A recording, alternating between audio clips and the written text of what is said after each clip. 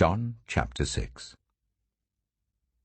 Some time after this, Jesus crossed to the far shore of the Sea of Galilee, that is, the Sea of Tiberias, and a great crowd of people followed him because they saw the signs he had performed by healing those who were ill.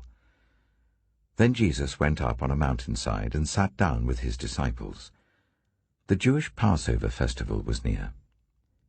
When Jesus looked up and saw a great crowd coming towards him, he said to Philip, "Where shall we buy bread for these people to eat?" He asked this only to test him, for he already had in mind what he was going to do. Philip answered him, "It would take more than half a year's wages to buy enough bread for each one to have a bite." Another of his disciples, Andrew, Simon Peter's brother, spoke up. "Here is a boy with 5 small barley loaves and 2 small fish. But how far will they go among so many?" Jesus said, "Make the people sit down." There was plenty of grass in that place, and they sat down. About 5,000 men were there. Jesus then took the loaves, gave thanks, and distributed to those who were seated as much as they wanted. He did the same with the fish. When they had all had enough to eat, he said to his disciples, "Gather the pieces that are left over, let nothing be wasted." So they gathered them and filled 12 baskets with the pieces of the 5 barley loaves left over by those who had eaten. After the people saw the sign Jesus performed, they began to say, "Surely this is the prophet who is to come into the world." Jesus, knowing that they intended to come and make him king by force, withdrew again to a mountain by himself. When evening came, his disciples went down to the lake, where they got into a boat and set off across the lake for Capernaum. By now it was dark, and Jesus had not yet joined them. A strong wind was blowing, and the waters grew rough. When they had rowed about 3 or 4 miles, they saw Jesus approaching the boat, walking on the water, and they were frightened.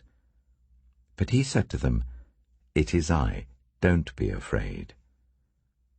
Then they were willing to take him into the boat, and immediately the boat reached the shore where they were heading. The next day, the crowd that had stayed on the opposite shore of the lake realized that only one boat had been there, and that Jesus had not entered it with his disciples, but that they had gone away alone. Then some boats from Tiberias landed near the place where the people had eaten the bread after the Lord had given thanks. Once the crowd realized that neither Jesus nor his disciples were there, they got into the boats and went to Capernaum in search of Jesus. When they found him on the other side of the lake, they asked him, "Rabbi, when did you get here?" Jesus answered, "Very truly I tell you, you are looking for me, not because you saw the signs I performed, but because you ate the loaves and had your fill. Do not work for food that spoils, but for food that endures to eternal life, which the Son of Man will give you. For on him God the Father has placed his seal of approval." Then they asked him, "What must we do to do the works God requires?" Jesus answered, "The work of God is this, to believe in the one he has sent." So they asked him, "What sign then will you give that we may see it and believe you? What will you do? Our ancestors ate the manna in the wilderness. As it is written, he gave them bread from heaven to eat." Jesus said to them, "Very truly I tell you, it is not Moses who has given you the bread from heaven, but it is my Father who gives you the true bread from heaven. For the bread of God is the bread that comes down from heaven and gives life to the world."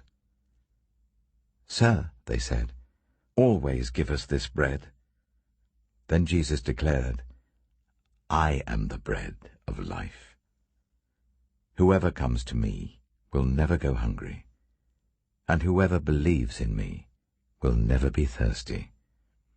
But as I told you, you have seen me, and still you do not believe.